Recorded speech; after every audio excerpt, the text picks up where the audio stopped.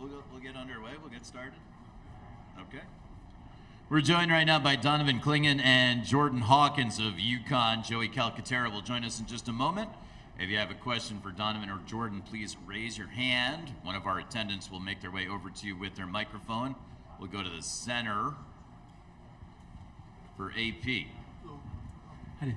AP Stedham, AP and Kelly, as we see it, syndicated radio. Donovan and Jordan, how does Miami defend your position? And when did you feel during the season that you had a chance to reach Houston, Texas? I feel like, Miami likes to front the post a little bit. They're very aggressive. They try to get their hands in the passing lanes, and when you're driving in the lane, they try to strip down the ball. And to answer your question about when I thought we could go to Houston, beginning of the year when we were on a 14-0 run, winning a lot of games, playing at our best, I thought we had a chance to make a deep run. We obviously went through a tough stretch, but I feel like that made us stronger and made us better. Being joined by Tristan Newton now as well. Let's go to the back of the room. I'm Michael Cohen from Fox Sports. This question is for Jordan. Jordan, it looks like there's been some times this year where you've had a chance to talk to guys like Ray Allen and Richard Hamilton, guys that move without the ball similar to the way you do. I'm curious what their insights have provided you and what it's like to have that resource available to you playing at a place like UConn. Meeting them is a blessing for sure. As soon as I got to UConn, I knew those type of guys the type of guys played there, and I had to live up to that standard. So it's amazing that I got these two guys in my corner. I can go to them anytime and ask them a question about how I can get my jump shot off quicker.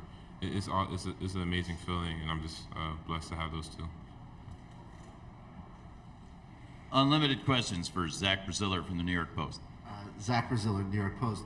Jordan, what do you think is the biggest difference for you from last year to this year? Was there anything specific you did in the off season or?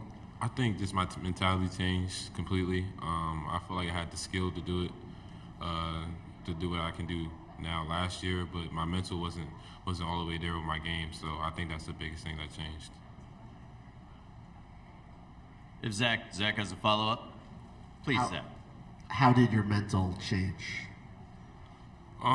Just getting older, growing as a player, getting more experience in the Big East, playing with the guys, getting used to my program. Yeah. Next question is for Lane. Lane's in the center of the room, same area. Hey there. This is for either Donovan or Jordan, but obviously there was a couple of transfers that came in that provided a lot more senior leadership to this team, and that pretty much everyone from last year's team that was an upperclassman left. Yeah. How important was it to have that piece in the mix this year, and what do you think players like Tristan bring? Jordan first, please, then Donovan.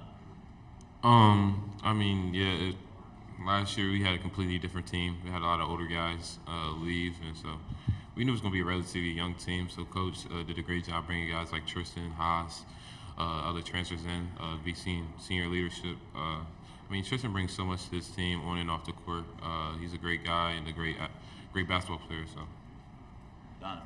Yeah, I was around the program last year, watching practice and games and stuff, but over the off season and the summer, when Coach was bringing in these transfer guys, we all just started to bond together well, and like people like Tristan, Haas, Joey, all the transfers, they all help us out in big ways. We got a deep bench because of the transfers, and I feel like that helps us out a lot. Next question, on the right side, Kevin. Kevin Sweeney for Sports Illustrated. For Donovan, I'm curious what you've learned this season from going against Adama in practice. Yeah, Adama has made me a much better player throughout the whole year. He's so talented on both ends of the floor. His footwork is, amazing. So trying to, defend him and keep, stay on my feet and stay physical, it's been a challenge for me all year. But he prepared me for the Big East play, and he prepared me for the highest level like that we're in now. Adama, all credit to Adama. He's a heck of a player, and he's definitely helped me improve throughout the year. Just a housekeeping item real quick. Joey Calcaterra is available in the locker room. He won't be in the main interview room today. Let's go to that same area, and then we'll come back to Zach. Let's get a microphone. That's the back left microphone. Michael Cohen from Fox Sports. Donovan, when it comes to Jordan's ability to hit shots, part of that comes from him and part of it comes from the screens that guys like you and Adama and Alex set. I was wondering if you could describe sort of like the choreography that goes into learning the way Jordan wants to play and him learning the way you guys set screens and how that's developed over the course of this season. Yeah, throughout the season, Jordan just was a knockdown shooter, and when I'm trying to hand the ball off or set a screen, I gotta force the guy to try to go either under or over, and just make sure I hold my screen just so that he gets as much space as possible to get a shot off quick. That every guy's gonna chase Jordan off of a pin down or a ball screen or whatever, just because how lethal of a shooter he is. So I just gotta coach calls a headhunt, and just gotta find the body and screen and hold my screen. Next question's for Zach, then we'll go to John. For any of the guys, really, what has been the message when Jim Calhoun has met with you guys? What's been his message? And when you have someone who obviously has been to the top like he has, how helpful do you think it is that he's still around the program? Tristan's first answer? Yeah, his experience and leadership is good for us. Tells us what to expect when we get to these positions, and his message is really go out there and do what we got to do to win the game, and that's pretty much the main point of it. Jordan, anything to add? He's the GOAT, so when he talks, you definitely listen. He just gives us great advice before the Sweet 16 and the Elite Eight. He gave us great advice when we came down here, and we always gonna have that in our back of our heads. So. Don. Yeah, like Jordan said, he's the GOAT. He's been in this position multiple times, so hearing from his perspective, is important to us, and helps us get us ready for this weekend. We'll take the next question from the front on the left side, John. John Fanta with Fox Sports. Jordan, thinking about this ride, I think back to your season opener when you unfortunately had to exit the game. I know it was tough.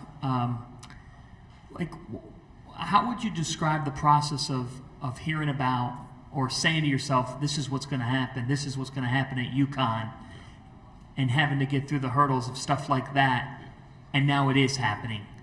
It was definitely a little tough stretch because I ended the season on the concussion, season opener, sophomore year. Expected big things to happen for me. Just got hit with another concussion. But, just having support system around you is the biggest thing. I just give all credit to them. They just kept me confident. I was really at a low time, really tough place, but they just got work out of it. I got great people around me, all credit to them. So without them, I don't think I'd be in this position. So. Continuing with questions for Tristan, Donovan, or Joey, if there are any. We'll go back to John Fanta, front left. Joey. This is for any of the guys. You come off as this group that's just got the depth, the well-rounded nature, that there's not just one leader, like a clear leader, that's coming from different sources. Can you reflect on how that's been built out with this group, that culture of unselfishness, and that guys are sort of given for the entire whole? After the season ended last year, and we knew the coach was going to go to the portal, me and Dre and Adama took it really personal to build a relationship with the guys. Every day, hang out with them during the summer. There was nobody else on campus. It's just us. So every single day we would hang out with each other, do something together. During the finals, we all got together, got some food. Just building that little connection on and off the court. We shoot together, just do all those little things together. Just build that chemistry up, just learn how each other play. So, yeah. Donovan, do you have anything to add there? Yeah, there's a bunch of leaders on this team. Dre, Adama, Jordan, the senior, older guys, they're all great leaders, and, they help build this team, to have a great connection like we do now. It's just a great group of guys to play with. Let's go back toward the center left lane. This one's a little off the wall for any of you, but every other team in this year's Final Four happens to be a lot closer to the beach than Storrs, Connecticut. Is that something that, makes you guys jealous, or do you wish there was better weather where you guys play? Tristan, you guys make it to the beach from campus? I don't even think there's a beach in Connecticut. Is there? Yeah, there's a beach. Oh, Oh, yeah, don't I've do never that. seen it. South. Yeah, Yeah. I've never seen it. I don't know. I haven't been to the beach much. It's a little. I'm a little jealous, so I'll say that. Yeah. Any further questions for UConn? Yes, we do have one. Michael Cohen from Fox Sports. Jordan, when it comes to shooting, have you always had the confidence that you have now, or was that something that built, over time throughout your career in just the idea that no matter when you let it fly, it's going to go?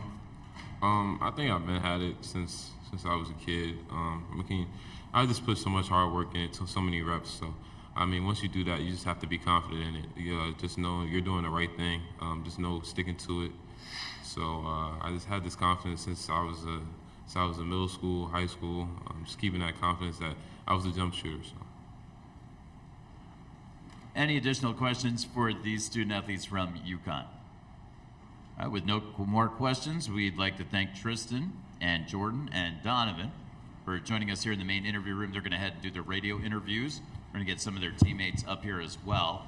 Once again, Joey Calcaterra will not be one of them. He's going to be available in the UConn locker room.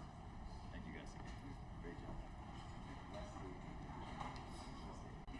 The UConn locker room remains open for student athlete interviews. Those student athletes and these guys' teammates who are not joining us here in the main interview room, but we are joined now by Alex Caravan, Andre Jackson Jr., and Adama Sinogo. If you have questions for Adama, Andre, or Alex, please raise your hand, and one of our microphone handlers will make their way toward you. Please state your name and media outlet before your question.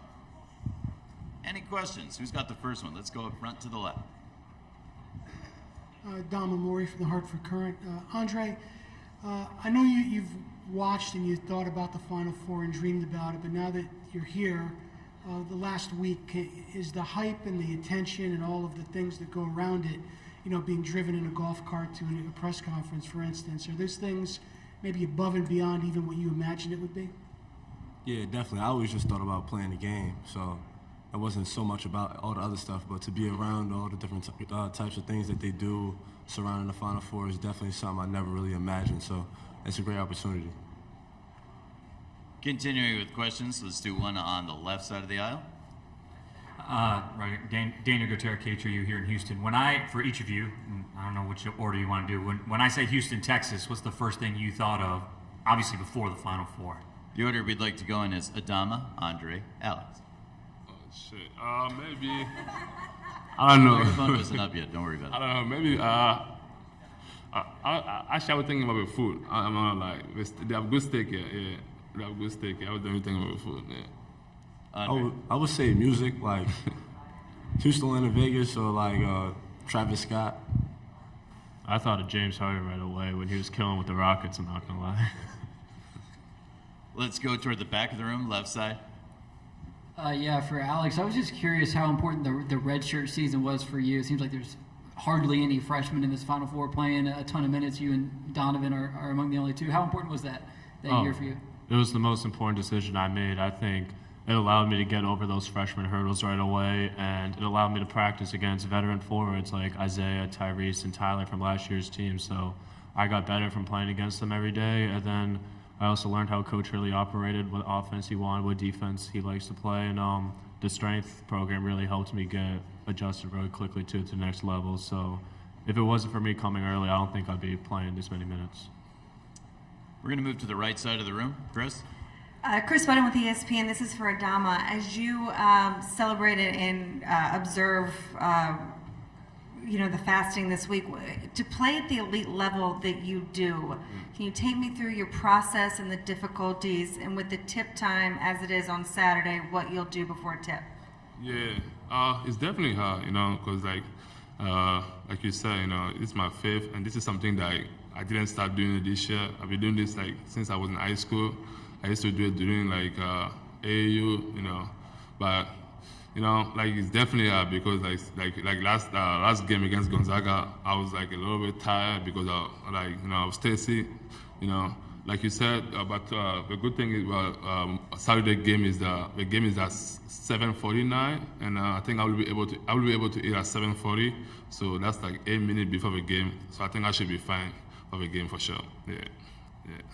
To the right of the aisle, midway back, Zach. Zach Brazil in New York Post. Adamo, how much help? How good is it for you and to have someone like Donovan to practice against all year? He talked a little bit about going up against you. Yeah. How much do you think that's helped you though, with having him there? Yeah, having Donovan like in a team definitely helped me, and I think it definitely helped him. But I think it definitely helped me personally because it make me ready for go against him every day in practice. It make me ready for like other guys, like other big men, other 7-footer in a conference that I play. So and this is a guy like, like I thought coming to like there's a lot of freshmen when their first year, they're not about it. They won't give up in practice. They don't want to practice. But Donovan, like every practice, like he bring it to you. You want to fight. You want to like he wants your spot. So that's something that I really like from him. So it was definitely good like playing against him. And the thing is like it helped me a lot. It helped us a lot as a team too because last year I was playing 30-35 minutes a game. By the end of the season, I was really tired, But this year, I'm playing 25 to 26 because he's coming to like play some time away from me. So it was definitely like helpful to have him in the team this year. Yeah. Toward the back of the room, left side. Michael Cohen from Fox Sports for any of you guys. I know it doesn't necessarily show up in the stat sheet when you set a great screen and then Jordan hits a three off of that, but what does that feel like? And does the coaching staff track it, or how much pride do you guys take in knowing that the role that you play creates some of his open shots? Andre? Yeah, I think we all know that, and we know the significance of that. Just doing all the little things right is something that everybody reiterates to us, and we just talked to Rip earlier. He said stuff like that, just setting a good screen, even if the play is not for you. That's what builds championship programs. So we all know what it takes to win, and we know that it's not always about the glory or who gets the point or whatever. It's always about just us scoring as a team, and we all know that.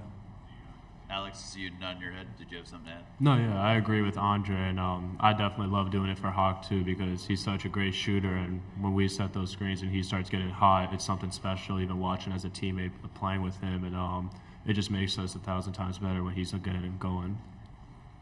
Continuing with questions for Alex, Andre, and Adama, if there are any. If you have a question, raise your hand. Let's go back to Zach. Zach Brazil, New York Post. Damas, you said you'll be able to eat 8 minutes before the game on Saturday. Yeah. What can you eat so close to playing? I just need my coconut water. If I have my coconut water and one orange juice, I think I'll be fine. Yeah. How challenging is it though to have to balance it? I feel like it's definitely hard. It's hard, but I feel like the more you're thinking about it, the more it become harder. You know what I mean? So like that's why I'm trying to like just do it, not thinking about it too much. Because I last 8 here I've been doing it. So yeah, I'll be fine. Yeah. It didn't seem to. It hasn't seemed to affect you at all during the tournament. Yeah. Why is that? Yeah, like I said, I'm used to it. Like last 8 here, I've been doing it. And I'm not thinking about it. I'm not thinking about it too much because I feel like the more you're thinking about it too much, the more you're gonna be hard for you to do it. That's why I just wake up, and I do it, and I still for I'm not trying to think about it a lot, Yeah, no. We have just a few more minutes for questions if there are any. Let's go back to Lane. Yeah, Adama, just to follow up on that a little bit, what do you have as are you allowed to eat anything before the sun is up? And do you just have like a massive meal then? And like, are you stuffing your face at halftime? Like, how do you handle, refueling and adding enough calories to function? I will be able to eat after the sun goes down at 7:40. So from that to like 5 a.m. to the next morning, I eat I eat like a lot of food like with protein, like some. Like with UConn, my strength coach, he makes sure I eat like a lot, like I drink a lot, I hydrate, so like I hydrate a lot. So for example, I wake up at 5, like drink a lot of food and drink a lot of water. So make sure like during that day I stay hydrated. Yeah, so that's what we're doing right now. Wake up at 5 a.m., drink a lot of coconut water, and so make sure I stay hydrated during the day. Yeah, so that's our plan right now. Yeah. We got a question on the left side. Alex, your assists are really up in the last 10 or 15 games, over 2 per game. Is that a conscious decision, something the coaches told you about, or just you becoming more comfortable now with the offense, knowing where your teammates are going to be?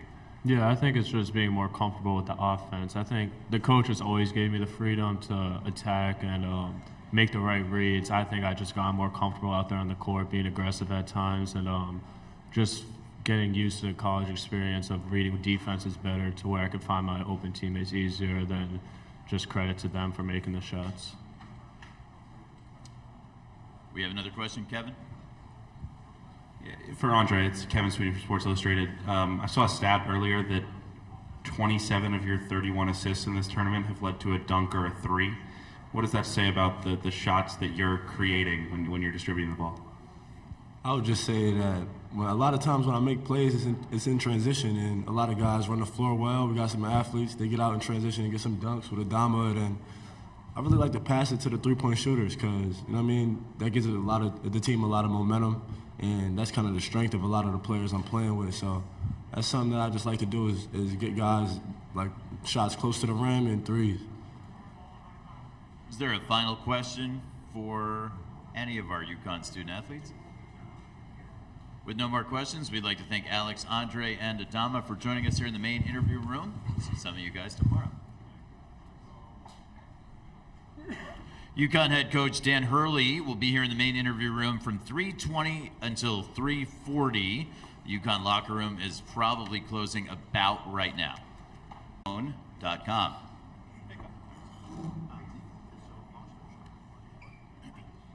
Coach Hurley has arrived. We'll ask Coach Hurley to open things up with a statement, and then he'll take questions. Go ahead, Coach. Yeah, obviously, really excited to be here. Exhilarating, the reception here in the great state of Texas, but the great city of Houston. Just feel so welcome, by the people. It's great to get in the stadium today and get on the court and put the work in, prepared for our biggest challenge of the season. This Miami team that's playing great. Coach, we're going to open things up with two questions on the left side. This is the front left microphone, and Zach will begin. Zach Brazil, New York Post. What's up, Dan? What's up, Zach? Isaiah Wong said he nearly committed to you, or not nearly, but you guys were very involved with him. Did he say he almost committed? Because that's a heartbreaker. I thought we were a distant second, but. What do you remember about recruiting him, and did you feel like you guys had a good shot to get him? I think you get a sense on the visit whether you're going to get the gold or the silver. I think we always felt like we were a little bit behind, but we imagined the potential backcourt of him and Bouknight, and it was obviously an exciting dream that didn't come to fruition. Just loved him as a player. He. Jersey guard, athletic and, could score, can play make, heck of a defensive player. It's not surprising that, that he's led his team to this point and is eventually going to have a long career in the NBA. Coach, in that same area, let's go up a row. Okay, we can take that one also. We'll take that one first, then Adam after that. I'm good to go. Dan, Jonathan Alexander, Houston Chronicle. What's up? Thanks for doing this.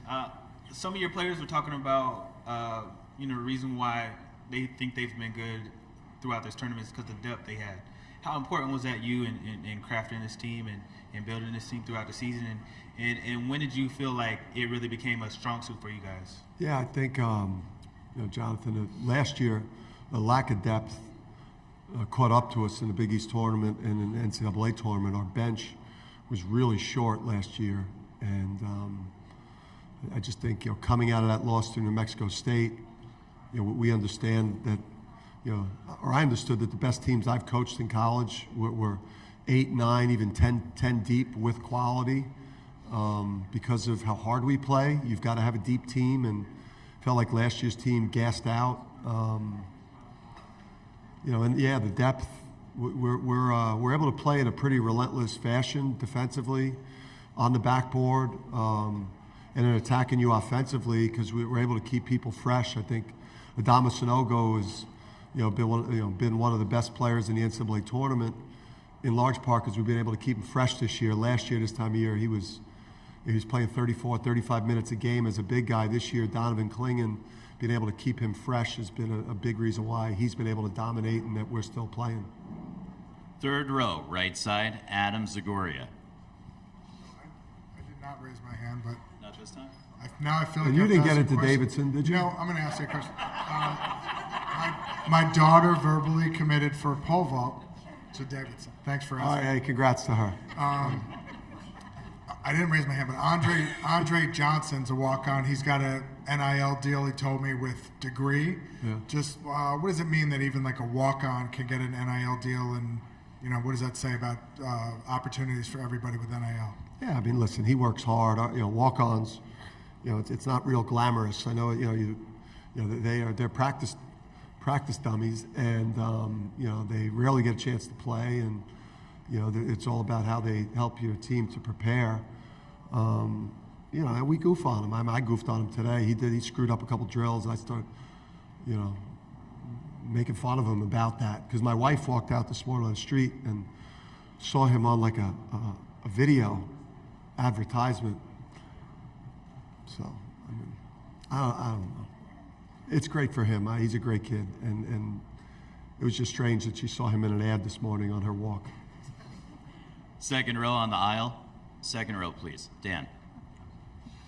Dan Wolken, USA Today. Dan, I know, like everybody in your profession, you were aware of the NIL activities going on around Miami a year ago. It was very highly public. Just at the time, what did you make of that? I mean, was it the kind of thing where, as a coach, you're looking at that going, boy, this is going to be interesting to see how it plays out when it's this public? Yeah, I think it was a real shock, I think, to the system, because NIL, I just know, I just consciously during the course of our season, and like we're pretty locked into the coaching piece, but it's almost like the NIL during last season was like still like a, I don't want to say like a rumor, or and then that hit you like that sent shockwaves. I think when we saw that and how it was playing out publicly. It's obviously it's where things are headed. These incredible athletes, deserve everything that they can get, and I think obviously, the coach and their staff did a heck of a job, with this team, because I know that there was like a lot of that, like public stuff. I think when Pat got the money, and then I think some of the other guys were, where's mine, and that's like some high level leadership and coaching to be able to have this team in that position, while some of that stuff was kind of the first big NIL stuff that was going on. Front row left, Dom. Yeah, Dom Amori, Hartford Current. I know very often coaches going through the Super Bowl for the first time are kind of overwhelmed by the whole scene and everything that goes around it. What's been your take on that? Has any part of this really kind of blown you away, or where you said, "Wow, I didn't know that's what it would be like"? Yeah, I mean, all of my great mentors tried to get me ready for this. Coach Calhoun and Gino and Tom Izzo and Coach K and Jay Wright. Like, I was smart enough to try to get some great advice from people of what to expect. You don't expect a lot of the media demands, and just the feeling of exhilaration and just how big this is. I think I've said to Kamani and Luke and Tom, like, hey, this is kind of a big deal, huh? And it's different than you expect. I'm just happy that I kind of changed my sleep schedule. I got to bed earlier, and I got myself up super early so I could consume the 10 to 12 of the Miami games I needed to consume, so that I have my team ready to play on Saturday night, because this is a lot. Coach, we're going to stay up front in the center. First row, front row. Gavin Keith from the London Day. Just kind of going off of that, what's enabled your team to stay kind of so calm in such a big situation? It's automatic this time of year. I mean, every player knows what to do. They understand your style of play. They understand like your tactics on offense and defense. Obviously, you're tailoring it to your opponent and how you want to attack them at both ends of the court. Everyone knows their role. So everything kind of this time of year is automatic. You know, as a coach, how you're going to call the game. For me, it's just I'm trying to keep these guys in that balance between like the edge that you need to have as a team, so that you don't get complacent, but not making them uptight and nervous, keeping that confidence. That's like that balance that all these great coaches have kind of talked to me about. Don't allow your team to be happy to be here, but they deserve to feel good about it, because it's really hard to get here. Coach, right side toward the back. Jeff, we're going to use the back right microphone. Jeff Goodman. Dan, how important was it when you guys went from the American to the Big East, and do you feel like you would have been here had you stayed in the American? That's number one. Number two, I talked to Andrew Hurley earlier. And Andrew or Andrea? Well, both. But I won't say what Andrea said about you, but Andrew described you when I asked him to one word describe you. Bizarre. Yeah. Any response to that? To the second part? Sure, let's start there. Yeah, he's a chip off the old block, so he's just a mini me. Both my boys are. Yeah, and then the first part, listen, we would still be here.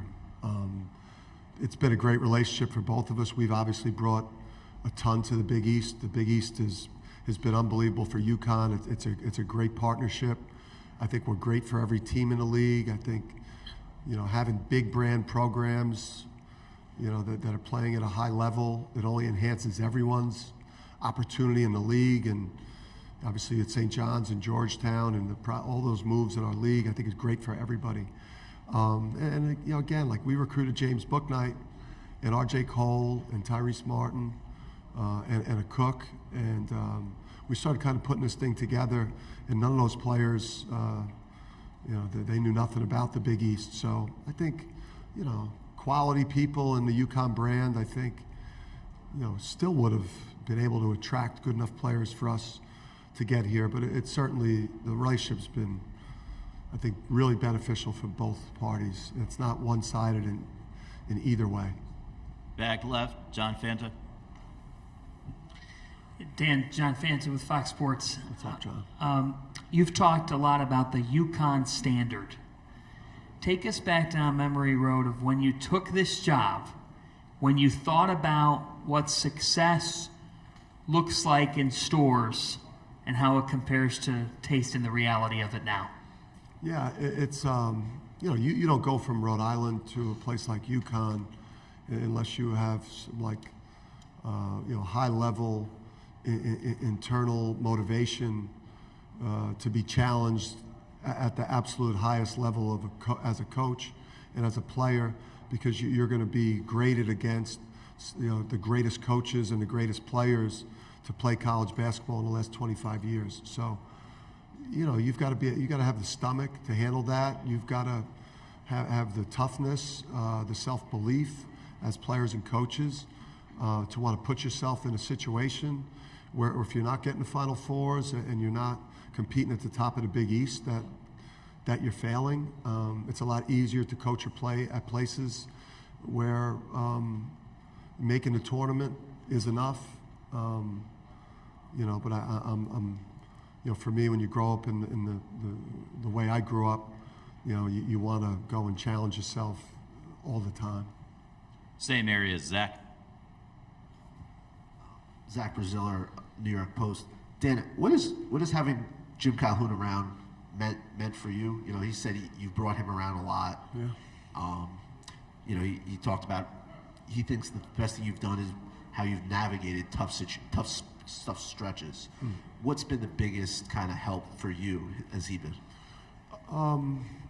Just great advice. I met with Coach before the season, and he talked about the importance of some basketball type of things like transition offense, and but I think it was more like leadership and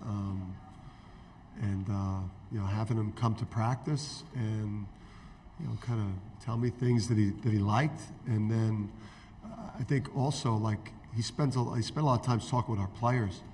Like when practices are over, he's grabbing Andre Jackson or Adama Sanogo, and he watches every game. I mean, he lives and dies with all of our games. So he's just him and Gino are they are UConn basketball. So just to have those two guys around, obviously, it's hard for me to meet with them together. But I get a lot of time with them separately. I hope to get a picture with the both of them. So Coach is coming out, I think, tonight. So I know that will go viral if I can get those two guys together. In the center of the room, Coach. towards the front left, Matt. So kind of a two-part question, but what stood out to you about Miami in those 10 to 12 games that you watched them? And then is there a team that you played this season that kind of reminds you of Miami? Yeah, I think Miami reminds me a little bit of Marquette, a little bit of like Arkansas in terms of like athleticism on the perimeter, like length, size. Some of the kind of the pace offensively that Marquette could put on you, and the pressure they put on you off the dribble. And then what's probably the thing that stands out is the only game that they've lost, recently. Besides I guess that Florida State game, which is just one of those games you play during the year that's just kind of inexplicable. We had one of those as well this year. Was they would not have lost in a while if maybe Omier doesn't sprain his ankle in that Duke game, and they still were in position, to win that game and maybe win the ACC championship while losing maybe the most physical, rebounder in the country. So, they stress your one-on-one defense. They got multiple guys I think are NBA players. I think Miller's one of the most underrated players in the country. It's hard to say Isaiah Wong is. He's player of the year in the ACC, but it's going to be the hardest game of the year. We know that, and we're excited to play against somebody that's that good. All the way up front, all the way left. Dave Borges, Hearst, Connecticut Media. Dan, seeing Jalen Gaffney here this week as well. I don't know if you had a chance to see him yet, but happy for the way things have worked out for him. Worked out for both parties, really. Yeah, thrilled for Jalen, thrilled for his family. That it's played out so great, and that he's had such a successful season. And I have a lot of appreciation and gratitude towards Jalen, because just like the Book Knights and the Isaiah Whaleys and the Tyler Powleys and the Cooker Cooks and everyone, Christian Vital and Jalen Adams, like he's a huge reason why we're here as a program. He helped us, build the culture and begin to have success. And Jalen, I'll always be grateful to him for what he's another reason why we're here. To the right of the aisle, Coach Lane. Hey, Coach. Lane Higgins from the Wall Street Journal. And, last season you had every single upperclassman on your team either exhaust their NCAA eligibility or transfer out. And, in a different age of college sports, that might totally crater a team. But, you're able to bounce back and rebuild and be in this spot. Like, how did you approach that situation when you realized that all of a sudden you were going to be really young, really fast? Well, we knew that we had a big three in Andre Jackson, Jordan Hawkins, and Adama Sanogo. Like, we knew the big sophomore jump was coming for Hawk.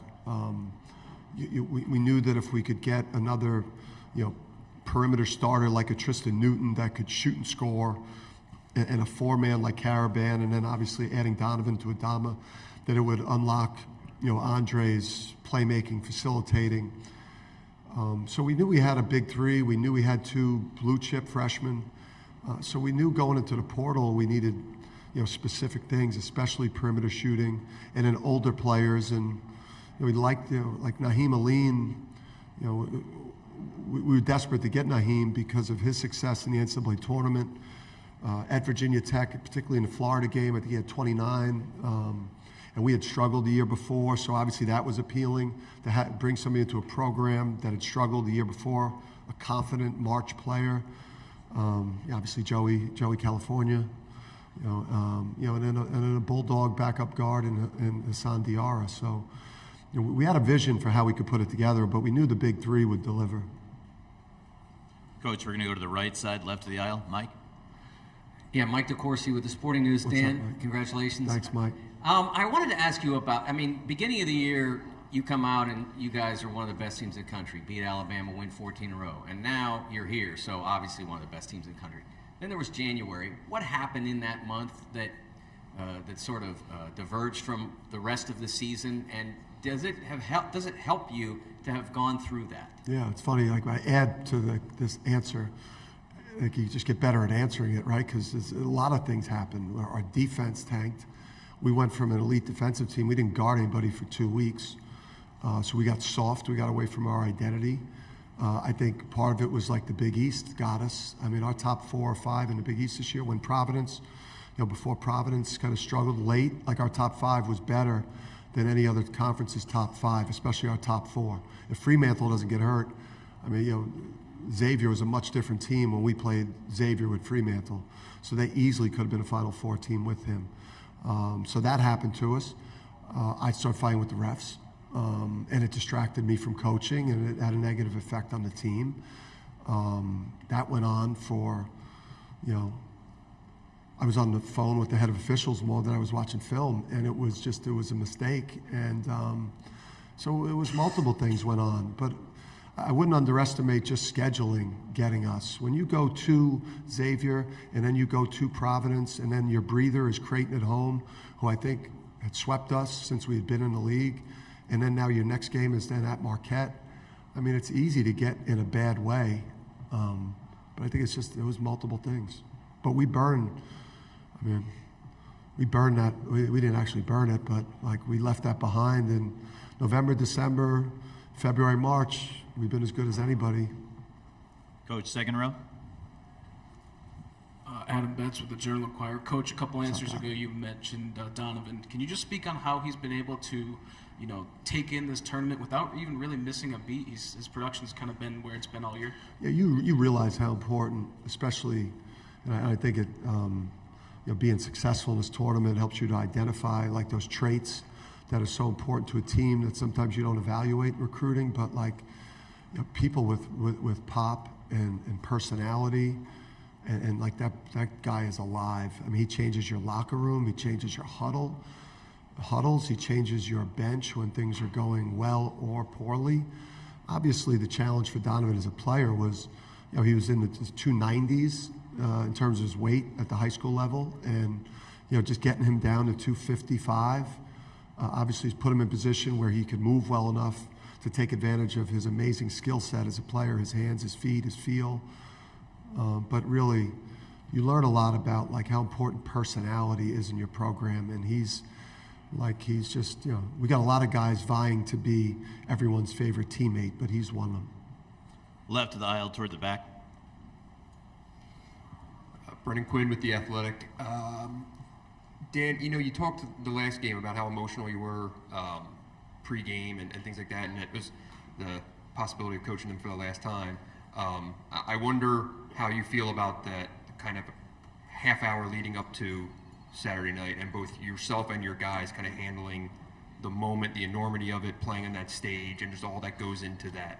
Yeah, I think, you know, the good thing about, like, I guess this week is that you are so busy doing stuff that maybe there's less time to, you know, think about the moment.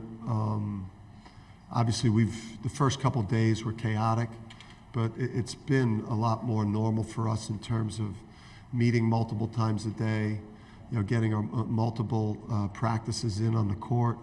And I think it's just, you got to be stone cold as you can about this situation. I think all 4 teams are trying to do the same thing. It's like, you know, hey fellas, this is a 4-team event, you know, that we're trying to win. You know, it's us, Miami, San Diego State, FAU, and the winner of this 4-team tournament that's going to go on over the course of, you know, 48 hours is going to win a national championship. And that it's the team that plays best and closest to their identity is going to walk away with it. That you don't necessarily got to rise to the moment. Just be at the absolute best of our identity. You know, and I think you got to be stone cold about it, though. Left but side, I will left cry. side. I'll intermittently when the players are not around, Brendan. I mostly just cry around Luke and Kamani and my wife, and then just my family. The players, I think Andre Jackson's probably saw me prior to the Gonzaga game while I was writing like game keys and game goals. He saw me sniffling. He saw the tissues come out because I just looked at him and it just made me. The guy's just so awesome to coach and be around. Left side, left of the aisle, and then we got 2 more for the beat guys up front, and then we're wrapping. Yeah, Dan, David Cobb from CBS Sports. Kind of how do you decide when to use Adama versus when to use Donovan, and what separates those guys and make them unique as post players? Yeah, sometimes it's matchups. Sometimes it's, you know, guys got it going.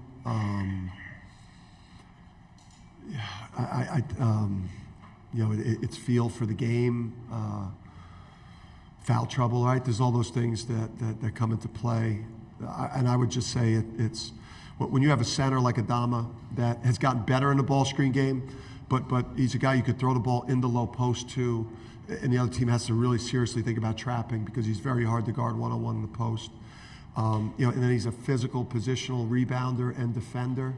So he takes away your team's low post offense because he's hard to score on because he gets such great leverage, and we could bury you with him in the low post. And then you got to deal with that. And then the 7-2 guy comes in who's just a ball screen and roll, and the 7-2 guy is rolling to the rim, and he's a lob threat that teams can't deal with because of the size. And now, and obviously it gets them to think paint. Now it opens up the three-point line. So I think what makes it work so well, and it's why I tried to study a lot of, like Matt Painter, one of the best coaches in the country when he had Williams, and he had the two-center attack. We really, this summer, tried to go to school on, what some of that great coach was doing, and that was really helpful.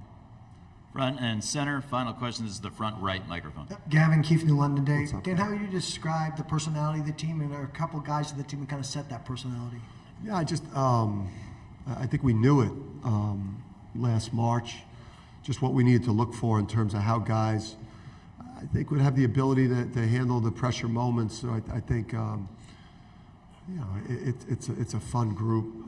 They're very, very hardworking, obviously, and very serious about the game. But we got tremendous leadership, like world-class leadership on Andre Jackson in terms of vocal and by example. Adama's probably a little bit more by example, but he gives the team tremendous confidence because of how good he is. He's one of the, he's an all-time great big in UConn's program's history. So, and then all these other guys, man, Caravan and Klingon, Hassan Diarra, Joey California. It's a great locker room, and I think it just makes you aware moving forward, maybe not always to go for that guy that's a little bit more talented, but you want to have locker rooms like this. It allows you to weather the storms during the year, and you're going to have a team that is loose in March rather than uptight. We want to thank Coach Hurley for joining us here in the main interview room. Thank you, Coach. Appreciate it, everybody.